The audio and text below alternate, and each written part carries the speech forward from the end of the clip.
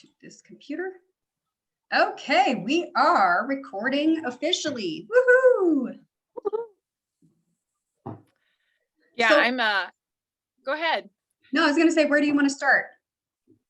Well, so the vibration, we wanted to get together, Amber and I, obviously. Amber is a master Reiki. She knows a lot about energy. She's very talented at what she does. Not every Reiki therapist is, or Reiki master is, I think not everybody is really, really good at what they do. So to have somebody that has that natural talent and to be able to hone in on that is amazing. So I wanted to get a hold of you because we're living in a really weird time right now. We've always had ebbs and flows with just the economy and politics and stuff like that. But I have to say, I feel like this time in particular is very different. Can't really put my finger on it.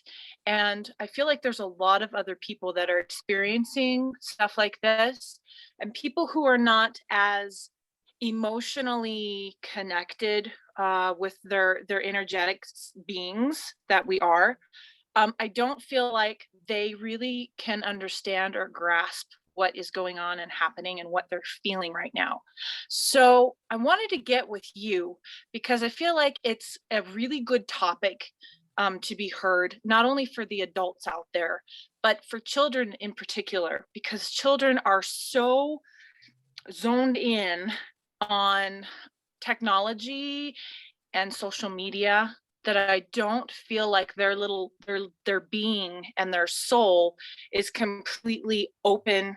They don't really realize, or they can't cope and feel and be able to handle the things that they're feeling. They might not even realize there's really a shift going on, but they know something's off. But they can't really explain that maybe to their parents because their parents aren't aware of it either. Mm-hmm. So, Amber, in your opinion, I know you've worked on a lot of different people. You've done this for a long time now. What are you feeling? And not that, because client confidentiality and stuff like that, but just in general sense, what are you finding when it comes to working with people and some roadblocks? Are you finding things to be, are you feeling kind of what I'm feeling, or is this just one person just experiencing it? Because I don't think that's the case. No, it is very much not the case. And, I can't necessarily speak for everyone who's going through a similar experience, but I am involved with quite a few groups, and pretty much anyone with any empathic ability, whether they have, energy healing backgrounds or not, is very much awake and alive to this interesting energetic change. I'm not 100% certain where the specific origin of this change is, but what I'm understanding and have been understanding for quite a while now is that we are on the cusp of an awakening. So the meaning of the word apocalypse, everyone thinks it's a, huge traumatic end of the world kind of situation, which in reality, it translates literally to the Great Awakening. So I can see how the idea of apocalypse could be construed as a disaster, because it would be the death of what is. And frankly, I think some of us might be okay with the death of what is, because it doesn't feel very good, right? It feels a little bit heavy and congested, and it feels like there's a lot of confusion, and just, I feel like the veil is lifting. So we're going to start seeing more of what is, like the actual reality in all of its complexity, and frankly, not all of its pretty parts. And that is a lot for many people to try to cope with. That is quite an intense experience for many people, to be suddenly confronted with all that is wrong with the world, and all of a sudden we can't ignore that anymore. That's an amazing summary of kind of where I think what's going on and how, well, at least for how I feel. I know I've read and I've experienced stories of some friends and acquaintances going through I mean we're talking blood family, relatives, not just friends and not just people passing by on Facebook and stuff like that, but blood relatives getting so volatile. Mm-hmm. And it's not just, getting an attitude or getting edgy because we're sick and tired of the politics and we're sick and tired of the lockdown or whatever you want to call it. It's more on a level of just this inner, I don't really know what I would want to describe it as. It's very ugly. I don't want to use the word demonic because I think it's a little over the edge, but it is very inside unpleasant for a lot of people that just getting, chewed out for politics decide to, shove somebody over the edge. And that seems to be the straw that breaks the camel's back, or just, whatever it might be. But I've heard stories of just family members just getting shredded, just emotionally and psychologically just getting shredded by other family members that don't agree with or can't figure out what's happening. And I think it's a lot of like you mentioned, the Great Awakening.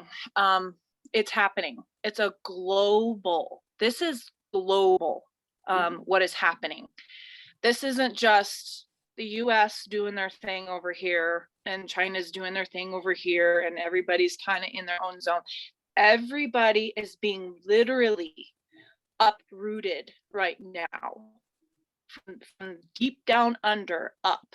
And so I think what's happening is, like you said, there's this vibrational shift, and some people are like on the level of, huh, I love this. This is feeling great because they're there.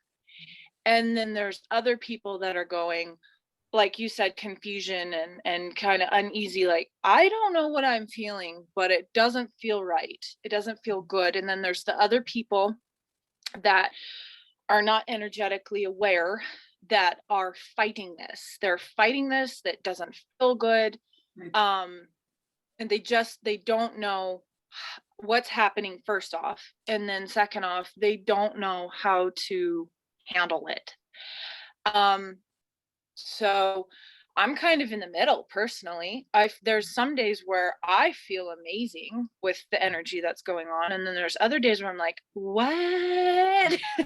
It's kind of like, feeling a little uneasy, a little unsteady, but I know what's happening. So I'm not panicking or getting super uneasy. I'm like, I feel uneasy. It must be because there's another level of detox going on, and then it passes. But like I said, for other people, they don't know necessarily what's going on. And I had actually discussed with my mom at one point that we, like my mom's generation and generational farming, you got up, you milked cows, you had a job, you ate dinner, you went to bed, you repeat that. And nobody ever talks about, you are a being, you have energy, you are energy. Mm-hmm. And those things, the moon, the shift of the moon, the pattern of the seasons, it all has to do with how you feel. And I think a lot of people have just been turned off from that, and everything is 1 + 1 = 2, and this makes this because this makes this, and everything's so scientific and so lab based that people have gotten away from who we are as a being. So do you have any tips for the people that maybe don't understand, or maybe they don't know where to begin. Because I know some people are going to think that Reiki is very hippy dippy and very witchy witchy, and it's not at all. If you truly look up the meaning of Reiki and you truly look up what Reiki is, it is all energy work. And whether you like it or not, we are energetic beings. So anybody and everybody can handle Reiki. So I get a lot of people that are like, no, Reiki, it's creepy. And it's no, that's not at all what this is. It's a misunderstanding of what this is. So what would you say, or where would you want to start with somebody who is maybe not misinformed, but maybe uninformed about Reiki, or just realizing that there's a change going on and how to, I don't know, maybe accept it, but just be open to the shift? Sure. And those are excellent questions and excellent points. And I think the first thing that I would say in response to that is, I think that slowly over a period of many centuries, because we've transitioned, as you said, from living off the earth and really being in tune and connected with our natural world and environment, moving into a space where we're more industrialized and everything's kind of automated, and you get what you want at the drop of a hat. And so we are forgetting that we as human beings are part of nature. We are nature as much as any rock or tree or plant or animal would be.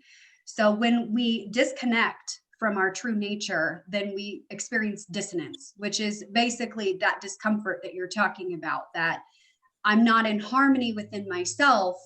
And unfortunately, most of us are simply ignorant. So ignorant doesn't mean you're an idiot. It just means you don't know what you don't know. So unfortunately, because of this disconnect with our natural being, we are not always in a space to understand why we feel what we feel, and understand that this disconnect, this separation from our true nature, because we are all fundamentally energy, as you say, we are spiritual beings having a human experience. So what I know from my work in hospice and just engaging with energy in general is that once we exit this vessel, this physical existence, we don't cease to be. The reality is that energy is neither created nor destroyed. It just gets changed into something else. And so when we exit this physical experience, we continue to exist in some form or fashion, either in a different dimension or, in a different format. I don't really know specifically, but what I do know is we are all interconnected, because we are all in essence the same. We are made out of stardust. Everything that exists is made out of the same base materials. We all have the same base function, and we all experience uniquely, but similarly. So as you're talking about kind of this tsunami of that we're experiencing, everyone is impacted by that in some way, shape, or form. It's just some of us have life vests on, some of us are in, flotation devices, and some of us are caught in the undertow and kind of drowning in it. And I think that's where we start to experience that harshness and that disconnect, it's just fear. I mean, people are terrified about what they don't understand. And so they lash out in defense. I mean, this is a normal reaction anyone's going to have. I mean, when you perceive threat, that's how you're supposed to respond. And some people may accept that there's nothing to fear, and others may decide that that is 100% not accurate, no matter what you say. And either way is fine, because at the end of the day, your experience is your own. I can't take ownership or responsibility for what and how you feel or what and how you perceive. I can just tell you my perspective and respect that if you disagree, then it's okay to agree to disagree.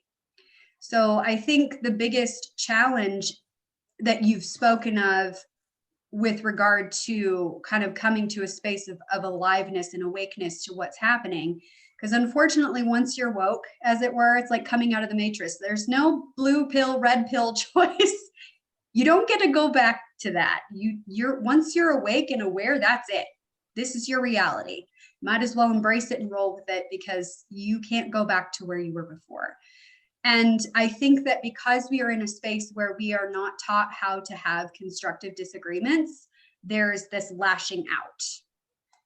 So I think that's what we're seeing quite a lot of. Okay. So you think for maybe a lot of people, they don't, maybe I noticed, there are people now, we have to remember our generation. When I say our generation or our future generation, it gets to be a redundant term.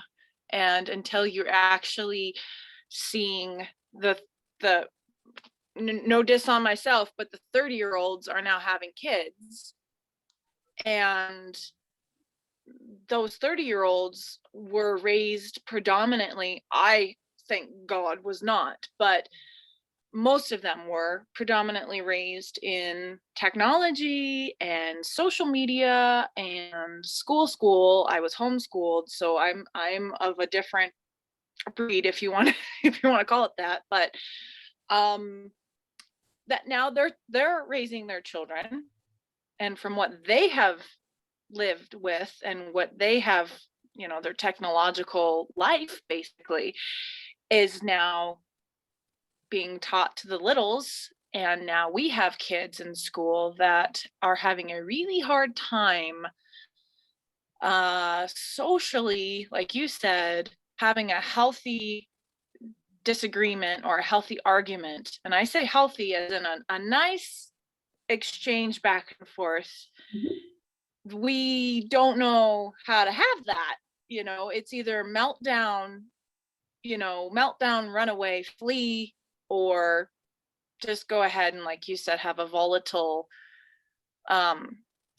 disagreement or a volatile argument. I know one of my friends, she's a teacher. I know she had commented on one of my posts and went into, I don't know if you had a chance to read that post, but she was saying we're having a hard time in school basically with this very issue. And she says I can pick out the parents from the kids when we're having parent teacher conferences and say, yep, that kid belongs to that guy, that kid belongs to that guy, because it's just it passes on, and it's an environmental thing, and it starts in the house. And so it's more, can we get, like you said, you either are or you aren't. Either you do realize something's happening or you don't. And like you said, it's more, you don't know what you don't know, like you said. And I wish we could talk more to the masses on how to, what you're going through, is normal. What you're going through is happening. But then how to cope with it and how to help your children cope with it. I think I wish we had a way to maybe have more tools for kids in particular, because if the parents don't know any different, then unless the kids are bound and determined to figure it out themselves, they're not going to be able to figure it out. So I don't know, are there resources? Obviously you are a great resource. Are there resources? Is there a way that we can reach out? And obviously we're doing this to try and, maybe we can post this and get it to move along downstream, but resources for parents so that they can then help their children at home.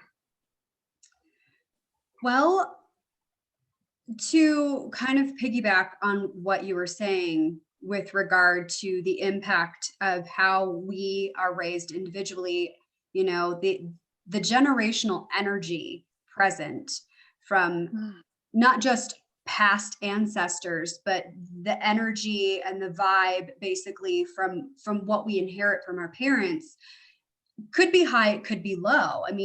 As we said before, it could be that we are aware that there's so much more than just this physical existence and, the interconnectedness of all beings.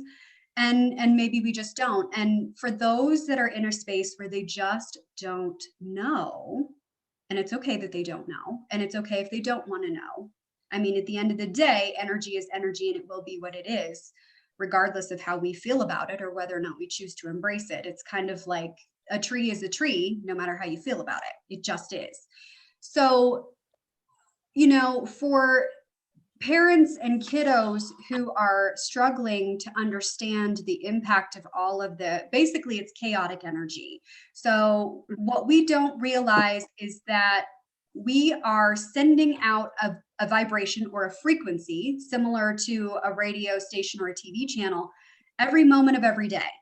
The only time that really shuts off is when we're sleeping or unconscious. Because when we're not having conscious thought, then we can't send that signal out. It's like switching the radio or the TV off. So what we don't necessarily recognize is that when we are on, we're sending out that signal whether we are aware of it or not. And so what we think about, so if thoughts become things, what we think about manifests in our lives. So if we're concentrating quite a bit and staring down the barrel of, let's talk about bullying, for example, cyberbullying, as well as bullying in person, because that's a big deal, especially in schools. And it's been a big deal for a long time. It's just getting substantially worse now because kids are never seeming to be disconnected from their tech. No judgment. That's just the way things are right now. So understanding that that is what it is, we're dealing with that low vibration. So things that are in the spectrum of guilt and shame and fear and anger, those are very, very low vibration frequencies. That's the stuff that doesn't make our cells vibrate at a level that feels good. It feels icky. And so some of us have no other way of coping than to disassociate from it. In other words, throw it at other people. I need to feel good by picking on someone else, or I need to lash out. This person makes me angry. This thing over here upsets me. It's your fault. Everything's external. It's not. It isn't. Everything starts internal, starts in the heart, and it starts in the mind. So that which we wish to see, we must become more of. So that which we seek is already within us. So to kind of clarify what that means is, if we want to fight the war on bullying, for example, we need to acknowledge that, yes, it's a thing.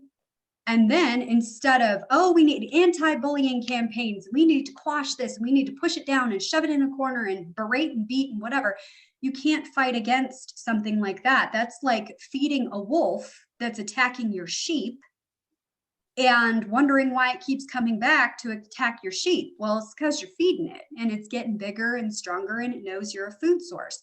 Our thoughts and our emotions do the exact same thing. So when we fight against, we just create a barrier. So in one of my recreation therapy continuing education classes, the gentleman who worked in the school system was talking about, resistance and how futile it is to resist against something because that just creates more resistance. So he told everyone in the class to push their right hand over. And I'm not kidding. Every single person in the room did this. So every person, instead of following directions and pushing their right hand over, which is easy and effortless, they brought their left hand up to meet it, to create resistance. And so that's exactly what we do when we fight against what is. What we can do instead is to understand that what is happening. And then we can start looking at solutions. So what do we need to do to create more of what we want? Well, first we need to clarify what we want. We spend a lot of time focusing on what we don't want or don't like. The universe does not hear don't or but or not. It can't. All it hears is, I don't want bullying. Okay, I want bullying. It just deletes that because that's the energy you're putting out. You're putting out the signal or the station of bullying, for example.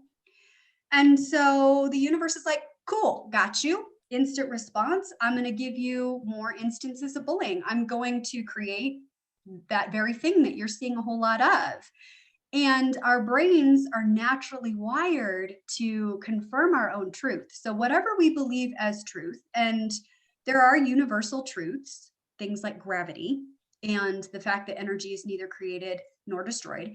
And pretty much anything that's not a universal law is basically opinion, which I know hits people pretty hard and not always in the right way. I think that is the true reality. Whether or not other people subscribe to that is their business, and I'm cool either way. At the end of the day, though, we get confused and think that our truth is everyone else's truth as well. And that creates, again, that dissonance. We don't create space for other people to believe differently than we do. And then we perceive a threat, and then there's resistance and defensiveness. And if we just allow space for things to be, so I may believe something different than you, and that's okay. And hey, let's talk about it. For example, I have friends who have religious backgrounds that are completely different than mine. And instead of saying, oh, that's wrong and terrible, and I'm like, no, tell me about that. Tell me what that's like. What's going on in that universe of yours? Oh, that's interesting. I don't understand that. Can you help me understand? And just when you open up for dialogue about something you don't understand and approach it from a space of being curious and wanting to learn and engage, that creates a bridge of connectivity between the two parties. So there seems to be quite a bit of investment in creating lots and lots of division and lots of dissonance. And again, I'm not sure what specifically this stems from. And I think that you hit on a really solid point when you had said that there are those who are like, no, I'm not taking my blinders off. I don't care what you do. I don't care what's right. No, I can't. So I'm going to shut down and pretend that this isn't happening. And everything that comes at me is a threat to what I know is truth. These are all normal and natural responses. They don't have to be. And I think if we can create space where it's okay to be curious, and it's okay to explore, and it's okay to entertain the possibility that your truth is not absolute truth, especially for other people, because we don't get to decide what's truth for somebody else. Even as parents, we can model and we can direct and we can guide, but ultimately, fundamentally, we are raising sentient, independent little beings to adults that may think and feel and do as we do, but they're not obligated to. And if they don't, if they choose to believe or do or think or be something that is contrary to where we are at, then we really don't have control over that response. We can control how we respond, but not how they respond. And I think there's just such an investment right now in being right and being afraid of anything that threatens that right, because we are really married to our beliefs and our thoughts, and we have encompassed those as part of our identity. But the reality is we are so much greater than all of those things. We can change our mind, we can change our beliefs at any time. That doesn't make us less. That doesn't make us compromised. Our integrity isn't diminished because we've changed our minds, because we've entertained a new idea. We are not our thoughts. We're not what we believe. We're greater than that. And there is nothing that could ever make us less. There is no force in the universe or beyond that could make us less than what we are and always have been, which has always been enough. And I think we're just separated from that. So good. And especially like I had my own just now. I had my own like mind blown when you said energy, frequencies and vibrations, and that if you're down here, you're going to want to resonate with down here. Yep. And people don't realize a lot of times that they're down here. Especially when somebody is higher vibration, and you walk in and you have a civil conversation with that person, some people can feel it, some people can't. Some people don't know how to feel it, but everybody has the ability to feel different vibration. Everybody has the ability. Some people are naturally more turned on to it. They get it, they feel it, it's there. Mhm. Other people, if they're open-minded to it, can practice it and start to get it. And then other people are just like, whoa, like I don't know what's going on, but my world is just not anything of that sort. But when you said that, it really was like a mind blow for me when you said, we go to sleep, and for the most part, that's when everything shuts down, because our subconscious is now taking over at that point. Mhm. Which is actually probably a good thing, because we actually get to have a break. Yes. Because for people like you especially, you're like, this is my revamp, this is my Yeah. reset. Yeah. Like that for everyone. Yeah. So I found that, like, when you put it in those terms of we're radios, Mhm. like radio signals have different frequencies, and so then we are basically walkie talkies. Yeah. I mean, and so that's really cool to know that. I mean, to think of it and put it into terms like that is really cool. For people who want to, maybe they don't recognize, or maybe they're in denial that their vibration is down here. Mhm. Um, is it possible for a person like that to get out of that and become a higher vibration? Oh, 100%. Absolutely. So before we delve into that too much, let's talk about what it means, what that frequency means to be in a low vibration or low frequency. So there's an entire scale that some brilliant person, I don't even know who, put together, where they talk about things like enlightenment is at the top of the scale. And in terms of actual frequency, the vibration or frequency measurement for that particular experience, the enlightenment experience, is like 1,000, I think. So it's 1,000 hertz is the actual measurable frequency of enlightenment.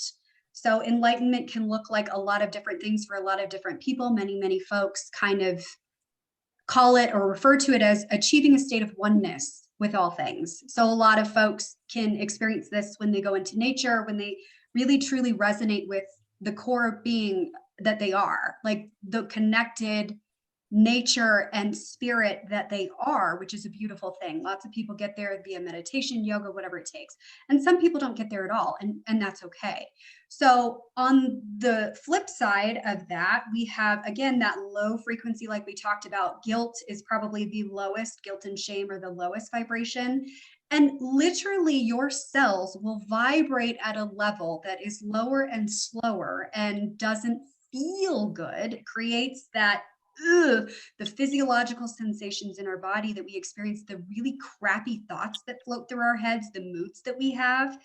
All of those things can be impacted by that vibrational frequency. And the thing is, just like with momentum, once you get something moving in a particular direction, it's hard to stop that movement. You have to kind of, well, you deal with horses. And so you know how it is when you're done with your race and you're coming to the end of the run and you got to stop all that momentum. And that horse is like, whoa, wait a minute, we're stopping now? Hold on.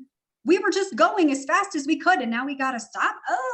And there's a lot of resistance there. It takes a tremendous force to kind of stop that. So, you can absolutely change your resonance or switch the radio frequency to whatever you want. And you do that with your thoughts and you do that with your emotion. So I was listening the other night to Esther Hicks. If anyone's familiar with Abraham Hicks, Ask and It Is Given. Oh, such good stuff. I love that. So anyway, Esther was talking about the 17-second reset. So when we come out of unconsciousness, so as we're waking up in the morning, we can very easily tune our radio into the frequency of gratitude. which is a very high vibration. And I don't care who you are, what's going on, everyone can be grateful for something. Even if it seems ridiculous and stupid, there's no such thing, because whatever it is that you can express true and sincere gratitude for will raise your vibration exponentially. So for those who are not aware and don't realize necessarily that what they're thinking and what they're feeling, because I'm sure everyone's woken up on the wrong side of the bed at least once or twice in their life, where you wake up to the cat throwing up on your bed, Oh, and you stub your toe, and then your clothes are dirty, that your outfit you want to wear is dirty, and then you're late for work, and all these things kind of cascade into a crappy day. Well, you can actually change that by changing your vibration, which is easily done in the first 17 seconds of wakefulness. So Esther Hicks talks about when you start to come into consciousness first thing in the morning, it only takes 17 seconds of concentrated effort to attract more thoughts or to stay in that vibrational frequency of what you want. So when you wake up with a space of gratitude, like, oh man, I slept so well last night. I'm really grateful that the sun is shining, or that it's springtime, or that we've got precipitation. I'm grateful that I'm waking up in a warm bed, or I'm grateful for a new day, or I'm grateful that we have toilet paper, because we know that was a challenge for a while. Whatever it is, if you can stay in that space for 17 seconds, then in second 18, another thought is going to follow that. Another opportunity for you to kind of stay in that zone of gratitude and love. And again, that high vibration, changing that frequency incrementally, turning it up so that you can exist in that vibrational state of, hey, life is amazing. And then you'll find, because our brains are magical, powerful, wonderful things, when our truth is gratitude and everything is amazing, our brain will go, all right, I got to find ways, I got to find evidence. Just like our brain will find evidence that today is a crappy day, it will make sure you have a crappy day. So it's going to go behind the scenes and figure out all the kind of ways, seek out all the information to confirm its truth. But you can change all of that very simply. If you switch to gratitude, I have a gratitude journal that I've used for years. 3 things every day, you write them down. It doesn't matter what they are, because it's just for you to change your brain to begin thinking in that realm of gratitude. And then once you find that you are grateful for something, your brain will come up with new things to be grateful for. And the universe says, I like gratitude. Here you go. Here's more things you can be grateful for. You are in resonance with that frequency. It's kind of like when you are between stations and it's static and there's noise and it doesn't make sense. And that's what the universe hears a lot of when we don't have a clear thought, clear direction. So, for example, it takes practice to get from a state of low vibration, so guilt, shame, anger, rage, defensiveness, fear, and move to a state of, gratitude, love, enlightenment. It doesn't happen overnight. It takes time. So when we're kind of in this in-between phase, we're going to get a lot of static. We're going to get a lot of stuff that doesn't make sense, because the universe is not getting a clear directive from us. We can't get a clear signal because we're not tuned in yet. So it does take a little bit of conscious thought, but the beautiful thing about how we're wired is that over time, we do things for a long enough period of time, our brain will go, let me just switch that to autopilot for you, because clearly we've decided this is going to be a thing, and I don't want to waste energy thinking about the thing that I have to do. Let me just make this a habit. And then before long, you'll notice that you exist in a space of gratitude, you exist in a space of love, in a space of acceptance, a space of giving people the benefit of the doubt, like a genuine space of empathy and compassion, which, we are being actively programmed against these things. But just because you see all the feedback, the news and the media is saying, oh, this is so bad and this is how it needs to be, you can just shut that off. Just boop, turn it off. I'd rather tune into something else, just like you would when you're listening to the radio and then the commercials come on, you're like, switch, move to something else. It is that simple. And what this does It's not, again, ignoring the fact that there are things that are yucky and bad and not good in the world. But what it's doing is amplifying the vibration of all that is good. You know, Gandhi said, be the change you wish to see in the world. And I believe that's what he was talking about. He's saying that, yeah, you know, there's bad things in the world. So what are you going to do about it? Raging and fighting and resisting is not the way. It's not the way. That's why Mother Teresa said, when you have a peace rally, I'll go to that. I will be there all day long because I'm all about supporting peace, but I am not about protesting war. Because when we support peace, there is no war. There's no need. There's no resistance. When we turn up the vibrational frequency from a space of love, compassion, empathy, peace, when we have all of those things, and this is the space from which we come, we cannot be rattled by the things that go on. That doesn't mean bad things won't happen in our lives, because things happen all over the world. And it's just the way it is sometimes. It's how life works. But we can choose our response. We can choose to be, as Mr. Rogers puts it, the helpers. We can choose to be the ones who come in and support. And hey, let me help you. Let's get out of this together. What can I do to serve you? And when we come from that space and we inspire and create more opportunity for people to also come from that space, it's mutually exclusive. You can't be at peace and at war at the same time. You just can't do it. So as we build up and create and encourage more and more people to tune into those higher level, higher vibration frequencies, we're going to start to experience less of all of that other stuff.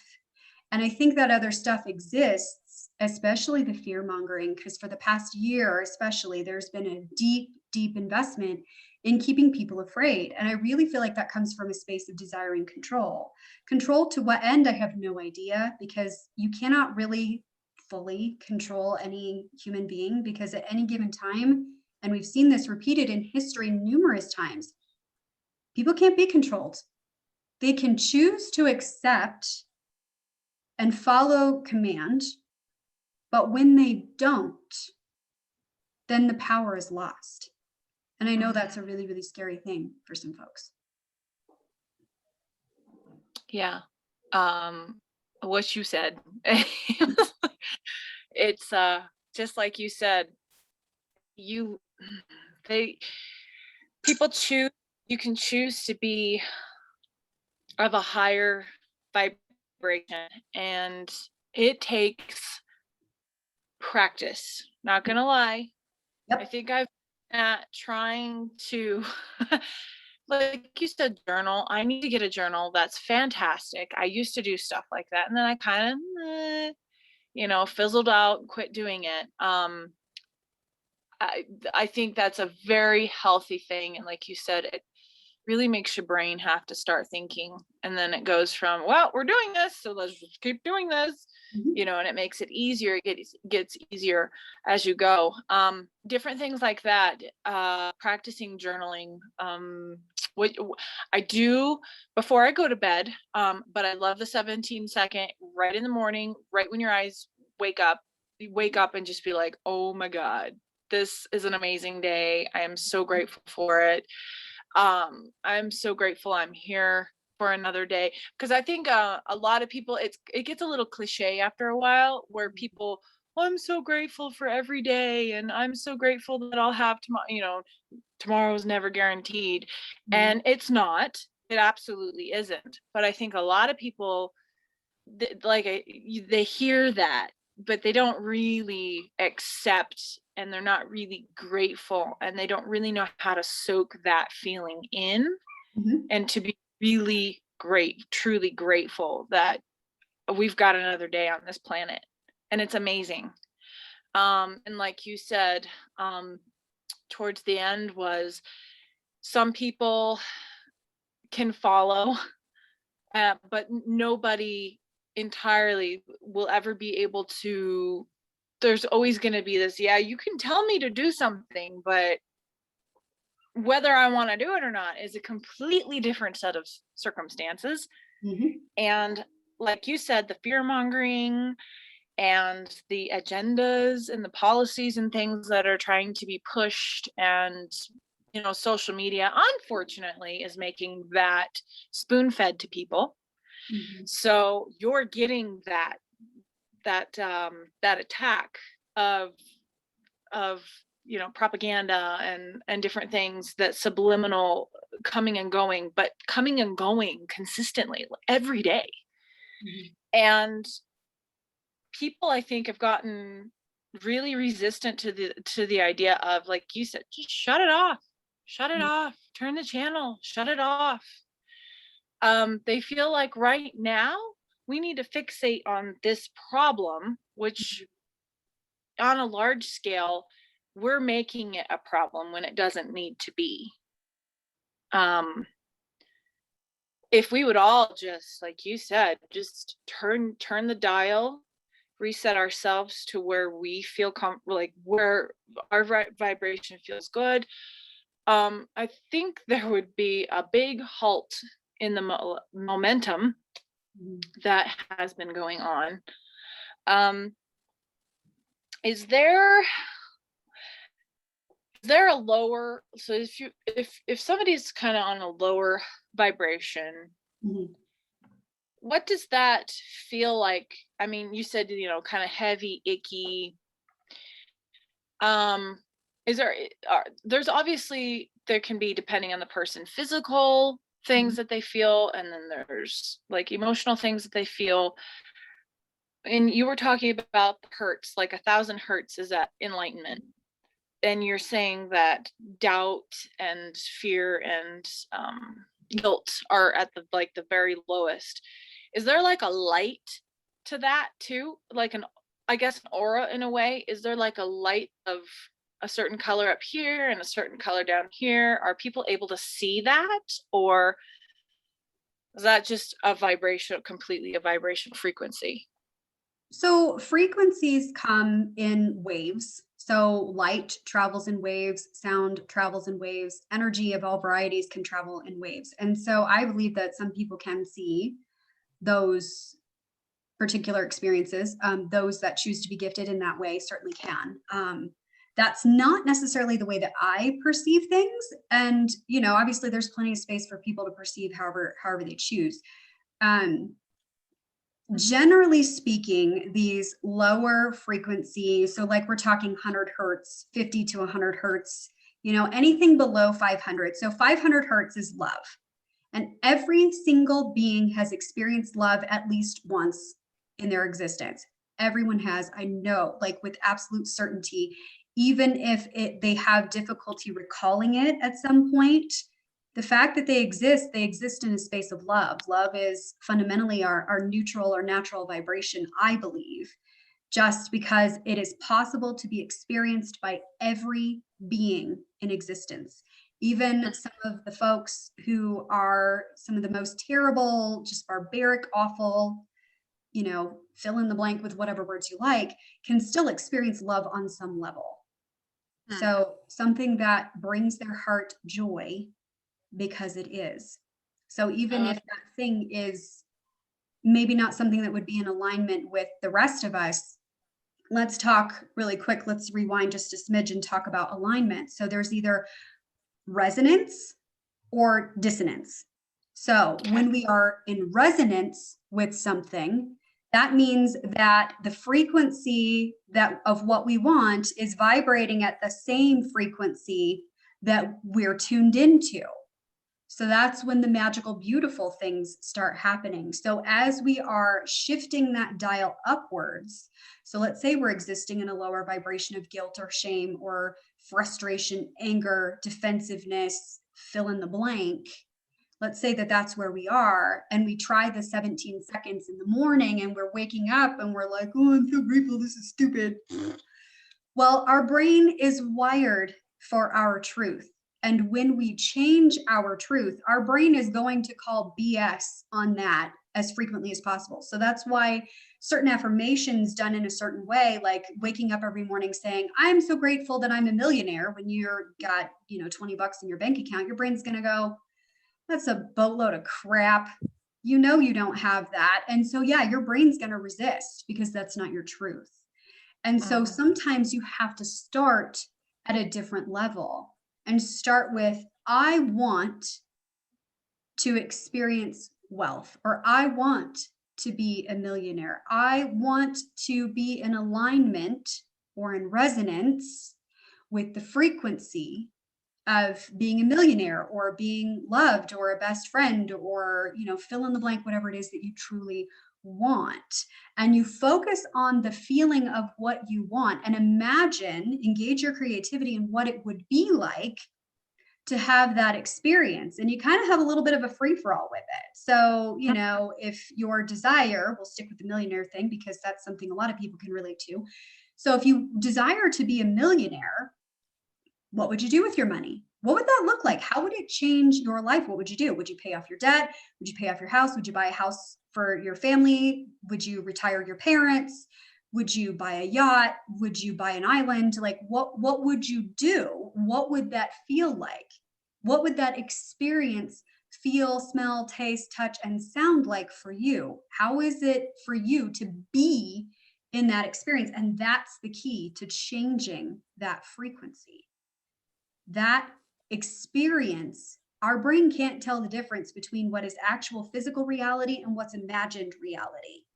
That's the beautiful thing about it. So we can change, and it will take time. And that's why I tell people, when you're starting that shift of gratitude, start with things that you can actually be grateful for, like legit be grateful for. Like, I'm grateful today didn't suck as much as yesterday.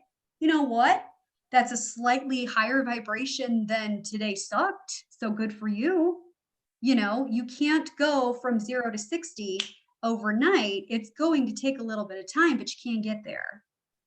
So, you know, when people are in that space of just being like, oh, this is crap and everything is stupid. Yeah. If that's what you believe, then that's what's going to continue to happen. You have to decide in your head and in your heart that you actually want a new reality and that you are responsible for your reality. Because again, before we're awakened, we are sending out random signals. We're tuned into every radio station you can imagine. And our consciousness is kind of getting hijacked and taken for a ride here and there and everywhere. And we don't necessarily have that control. But once we recognize and accept responsibility for what it is that we think, and yes, we can change our emotions, and yes, we can manage our thoughts. We can't always control what we're thinking, but we can control whether or not we're going to go down the rabbit trail of, you know, negative thought. We don't have to go there. We can break free from those chains and go a different way. Instead of going, oh, my day is crap and here's all the things that are wrong, we can go, okay, so today didn't go exactly as I had planned. What can I replay in my head differently? Yes, yes, absolutely. For people who, I guess you could say, kind of born and raised into a lower vibration, that was another thing where you said that parents can actually pass on, like, are you saying genetically pass on a lower vibration?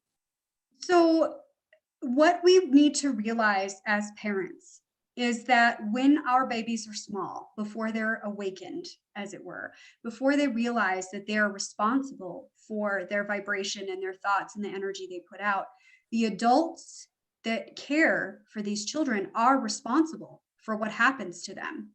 So, we need to be careful and mindful. So I know that there are many, many parents who worry, and of course you do, because that's what parents do. I mean, that would be a little bit weird for you not to be concerned about the welfare of your children. Those who perseverate on all of the awful things that can happen to their kiddos, their brain sees that as truth. And those fears are more inclined to be realized than for parents who are like, of course, I'm worried and concerned about my kids, but instead of focusing on all the crap that could go wrong for them, I'm going to choose instead to focus on what I want for my babies. I want them to be safe. I want them to be loved and feel loved and know they're loved. I want them to experience healthy dialogues and have new experiences. I want them to explore. I want them to feel like they can do what they've been put on this planet to do. And then respond accordingly. So again, not every adult is aware and awake enough to know that they influence the energy of their children. So in my family in particular, we have quite a bit of hoarding energy. There is this deep, long-seated energy of there's not enough, I'm not enough. And so there's been a lot of hoarding. Now, understanding that, both sets of my grandparents came from, the generation that went through the Great Depression. And so naturally that kind of lends itself to, I got to keep everything I've ever had ever, because, I never know when I might need it again.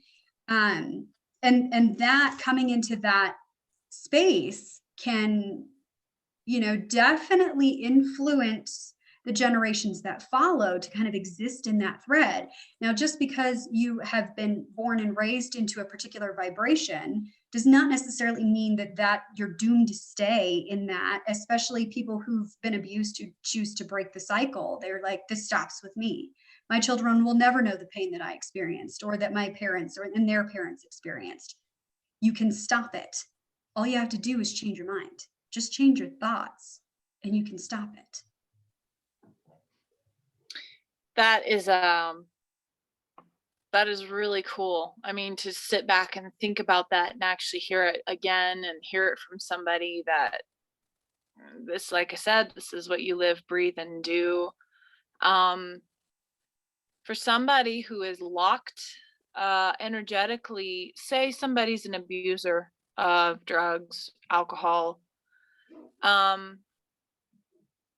because of those chemicals in the body and in the mind, do they still have a fighting chance if they wanted to bring themselves out of because I have a hard time believing that anybody who's addicted to something is of a very, very high vibration. I would think that their resonance is pretty dang low.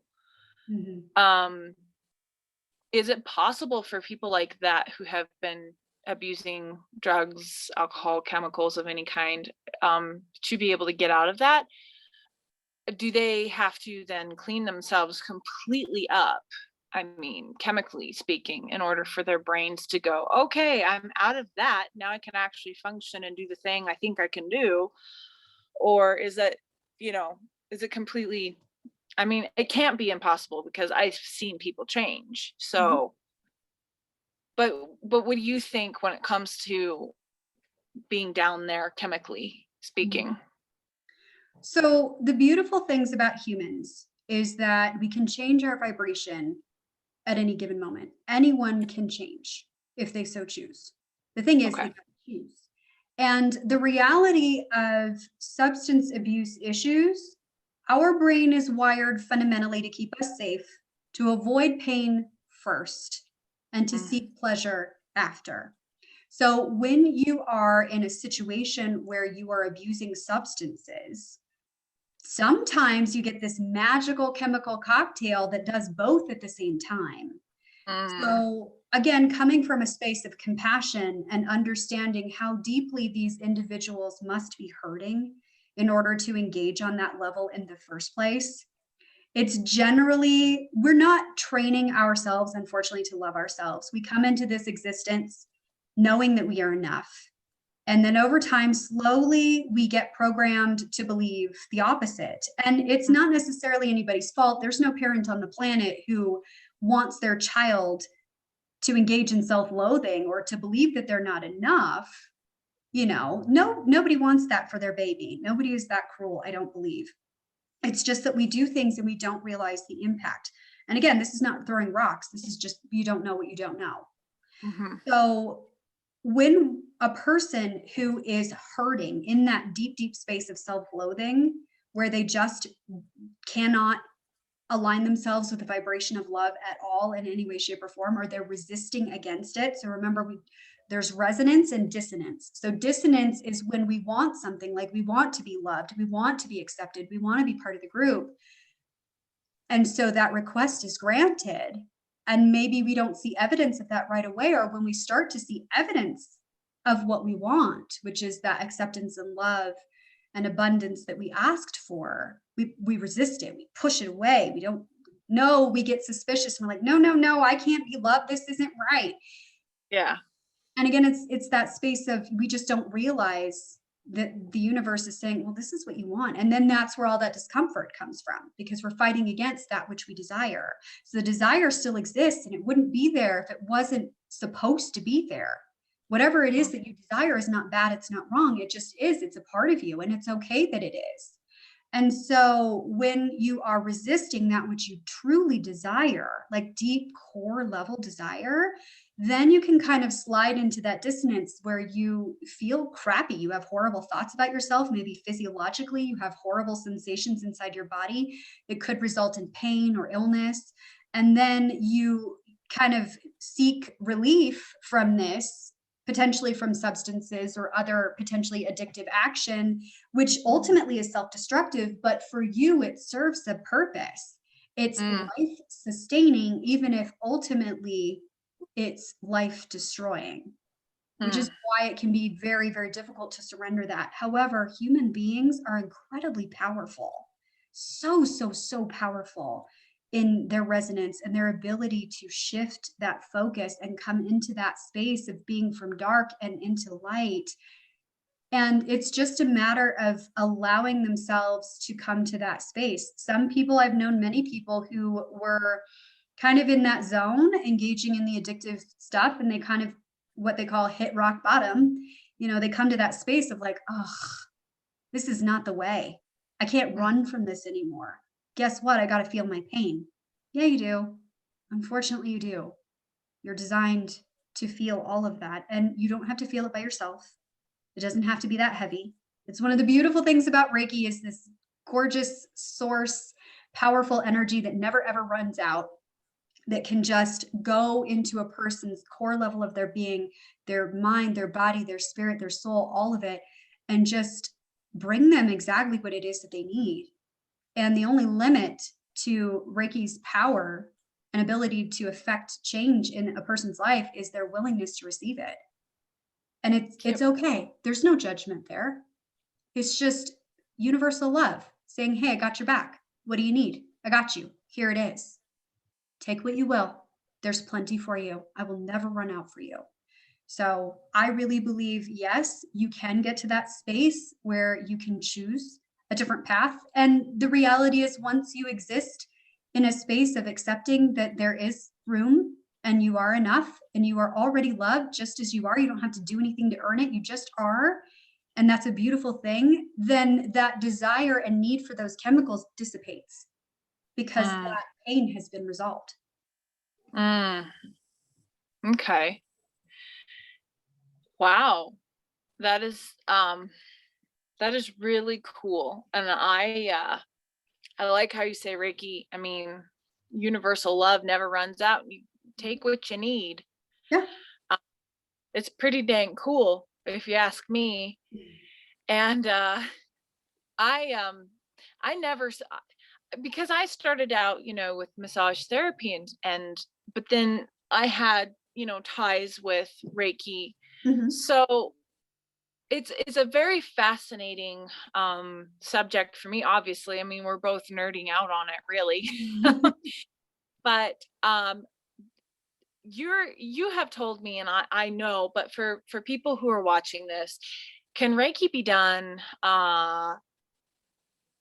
across like Zoom or Facebook or over the phone, or how can you, I know at a global level you can offer your help and your service to people who need it. So explain to me a little bit, and explain to the viewers a little bit about how that works when it's not one-on-one. So the important thing to understand about Reiki is that when it was rediscovered by Dr. Usui in the 1920s, he had originally utilized it as part of his own kind of inner healing process, his own meditative spiritual journey, to just enhance his awareness and connectedness to all that is. So when he stumbled upon that discovery and really had that unique experience of that universal life force flowing throughout him in order to heal himself, he was like, oh my gosh, this is so amazing. I need to share it with other people. understanding legend goes that he got all 3 of his attunements at once, which is pretty intense. And he was unconscious for a while as a direct result, because our bodies physiologically can only take so much at one time. So when you are learning, anyone can practice with energy, anyone can move energy. And generally speaking, Reiki is administered by a practitioner who has been attuned, which basically means that they have worked with a master to enlighten them and create space for them, hold the space for them to receive the resonance of that healing energy at whatever level. There's 3 different levels: level 1, level 2, level 3, which is master level. I've chosen to pursue beyond that to the grandmaster level, which basically means that I have a bunch of fun symbols that I use to help direct energy. I don't control the flow of it. I just create space for it to move and to be supportive. And so you need to have, in Reiki practice traditionally, you need to have at least a level 2 attunement so that you can send energy remotely. But Reiki works very, very similarly to prayer. It's like prayer on steroids, in that all you need to do is hold that loving intention that your recipient, whoever, whatever that happens to be, because you don't have to send Reiki to a living thing. It permeates everything. It is all things. It is energy, right? So you can send energy into a situation, into a physical environment, into a physical object, into a being, a living sentient being. It doesn't matter. And you just send that loving intention. So when I do Reiki, for example, I don't always know what it is that the person needs.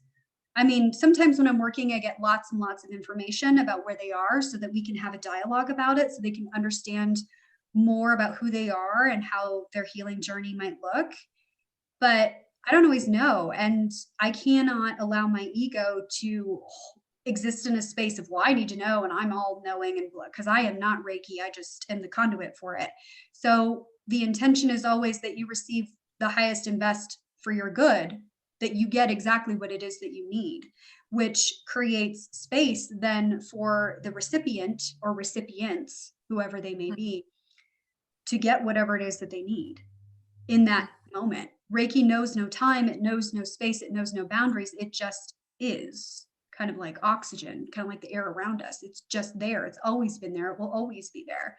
So really, it's only limited by a person's willingness to receive. Generally speaking, when you send Reiki energy to someone or to something, you want to ask permission first, generally of that individual. But if you feel led to send energy, like to the world, for example, then know that that is a divine leaning and that you have received permission of sorts from higher power, and that you may send freely. And those who do not wish to receive are not obligated. It doesn't have to impact them. And that energy is not lost or wasted. It can simply go to the next willing recipient. Hmm. See, that part I didn't know. I did not know that it can kind of, you want some? No, I'm all right. Okay. Do you? Yeah, sure, I'll take it. Mhm. That is kind of cool. So you offer, then there are always ways that you can work, like you said, because it's just like oxygen. Mhm. There's always a way that you can be of service to people who basically are around the globe. Yeah, actually, William Rand, who runs the Reiki.org website, he does a lot of attunements for a lot of people, and did a lot of research about the original master, Dr. Usui. And he has every month, and I don't remember if it's in what he calls it specifically, but I guess there are 2 cards, Reiki cards, intention cards, placed at both of the poles of the planet. And every month he invites all practitioners to send healing energy to those cards, with the intention that it raises the vibration of the entire earth and supports the healing and the transformation of all beings therein. Oh my gosh. How, okay, so then I'm thinking, like, how does that work? How is he? See, literally, it's physically a card, Mhm. and it's North Pole, South Pole type Mhm. situation here. Yeah. Wow. Does it stay? Do they stay up all the time? Does he put Yep. it up when? getting ready? Nope. As far as I'm aware, there is a physical card at each of those two locations. And even if there wasn't some physical object, because for some people, especially when they're newer to channeling energy, they need something to focus their energy on. And so having a physical representation or a symbol there helps, but it doesn't Wow. matter because, you can send energy at any time, anywhere to anyone. And it's just a really, really nice thing. And it's really very collective and collaborative. And I love the fact that those who are energetically attuned tend to be in a vibration where they are compassionate and they're helping, and they know that they're not doing this to get something out of it. Like, they're not getting paid to invest the time and effort to send this energy to the whole world, but they know that high tides raise all ships. So as the vibration is raised with that collective consciousness, that collective desire to uplift and support and love, that it raises everyone up. And some of them kicking and screaming, I'm not going to lie, because there are those, like we've discussed before, who are very, very committed to staying in the vibrational frequency that they're at, which is their right and their choice. But even they will be positively impacted by that collaborative effort to raise the vibration of the entire earth. And the earth is very receptive of that. Very, very receptive. So dang cool. I honestly, you and I both know we could talk about this kind of stuff all day long. But I think honestly, what we touched on was amazing. Yeah. Do you have anything else that you want to toss out and just be like, hey, remember this could happen or whatever, just to kind of. I would say stay curious. If there's Mm, something that you don't know, just be curious. And wow, know yeah. that not, everyone's informational source is going to be in alignment with what they believe.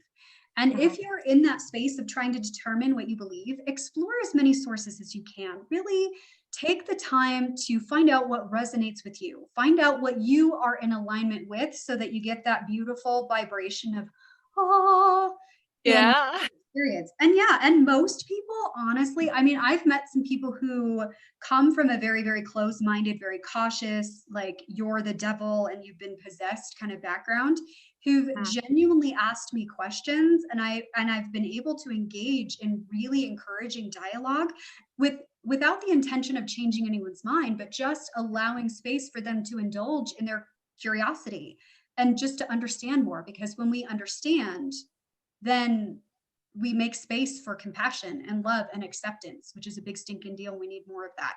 So I would just say, reach out, get curious. Instead of being afraid, just entertain what it might be like to be curious.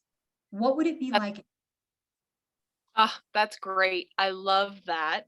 Um, yeah, I would agree wholeheartedly with staying curious. I've always wanted to think of myself as very, very open-minded.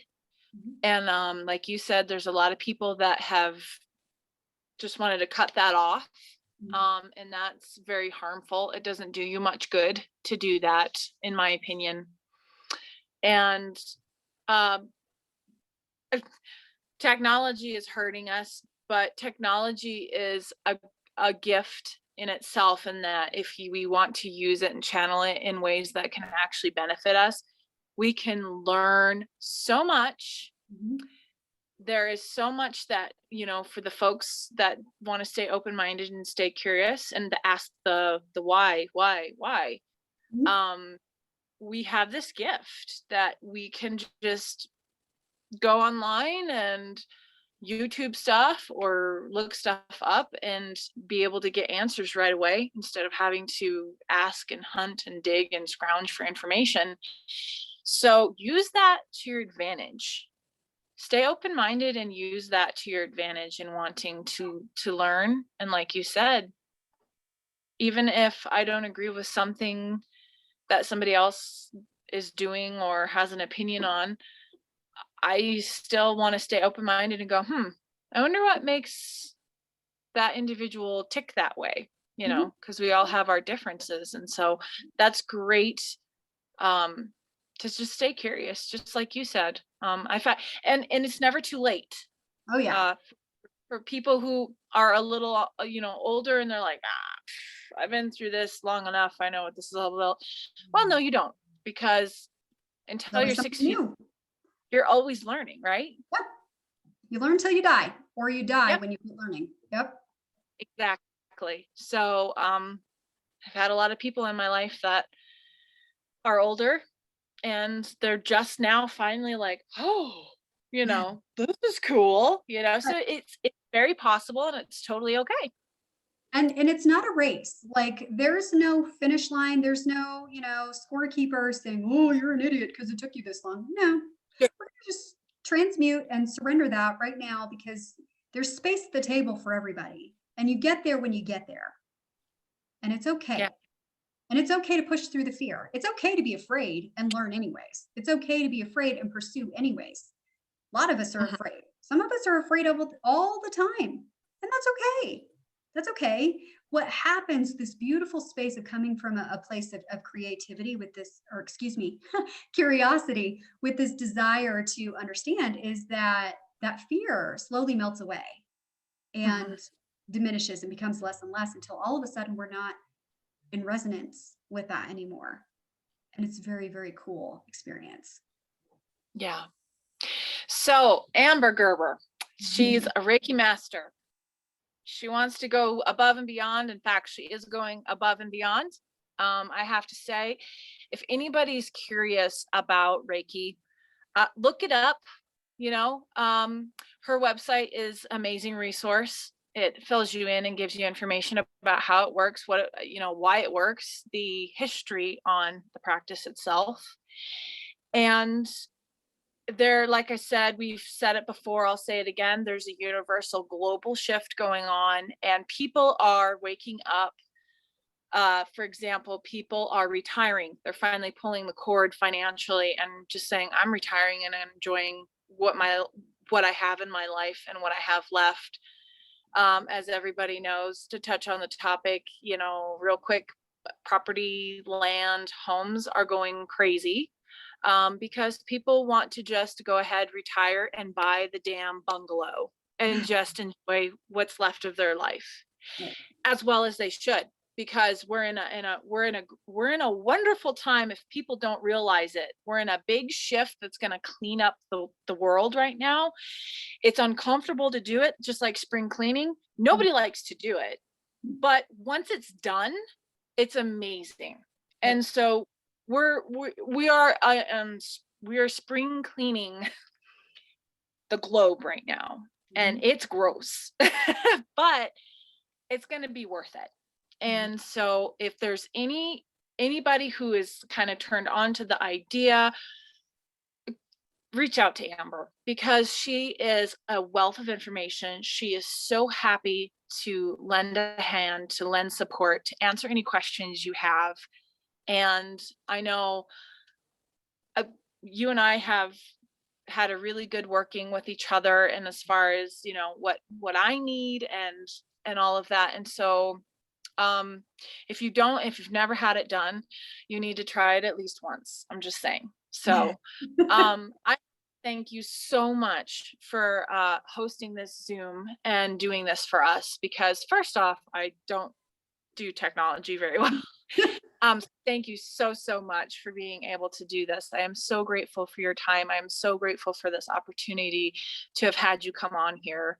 And so yeah, I'm just excited, and I'm excited for you to keep adding on and exploring, because like we were both saying, you know, you if you stop learning, you stop living, and we're never done learning.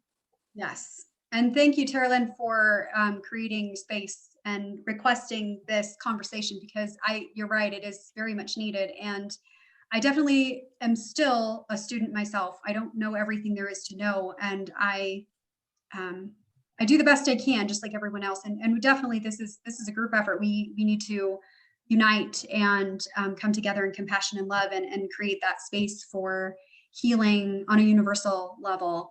And I really appreciate the opportunity to be a part of that. Just because it really truly is an honor to sit with the wounded and to exist in someone else's pain and let them know that, first of all, you're not alone. It's okay that you're hurting. And it's okay that you want to move out of this space, even if you need to sit here for a little while and let it be. So yeah, this is awesome. And I really, really, really appreciate it. And thank you again for your time and for being curious and desiring to move into this space of compassion and love and light. Well, thanks again, Amber. And I'm hoping that maybe if this ends up being able to get shared, hopefully other people will, once this gets out and we have it on each other's sites and stuff, that we can go ahead and share this. And we ask if you found any of this useful, please share it. Because you just never know who might be watching or who might need to watch or hear some information, because things shift and will kind of hit somebody in the face for a reason. That is the universe talking to you. So if you think it's like, whoa, where'd this come from? It came around for a reason, because it's speaking to you. So if you guys can share, and then also if this becomes something that people really enjoy, Amber and I might discuss maybe doing some future Q&A if Yeah, people have, and maybe we could get together and do like little monthly Zoom Q&As or something, just to kind of keep the conversation going and maybe build up an awareness for people, because again, it's at our fingertips. So it's sure. great to be able to share the wealth of information and go ahead and share it with others. So Yeah. it's been great. I'm excited, and hopefully we can build on something if it becomes something that people find useful. Absolutely. And I'm excited, like you said, to keep the dialogue going, because why not? Why Yep. not? The world is Yeah. ready. Right. Yeah, it is. Yeah. It's an amazing time. One fella, he says it's an amazing time to be alive right now. We're in an amazing time to be experiencing what we're experiencing, because it doesn't come around often. Right? So And we can yeah. influence that, which is even more incredible. So we get to engage in this amazing cooperative creation. We Mhm. get to join with the universe and partner together to create more of that which we wish to see. That's pretty Ah, cool. it's great. It's great.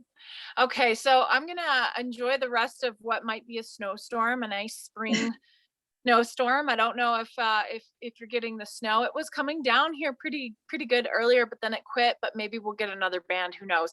And like you said, I am grateful for the snow because we need it so badly. So I'm so Mhm. happy for that. I just thoroughly enjoyed our time. And thank you again for all of this. This has been amazing. You're a wealth of knowledge, and I know your time is valuable. And I'm so grateful for it. So thank you so much again. Well, thank you. I really appreciate it. And yeah, it's going to be a tremendous rest of the day. And I think that we've done a lot of really good stuff here. Okay, awesome. Thank you so much. We'll talk to you soon. All right, my pleasure. Bye.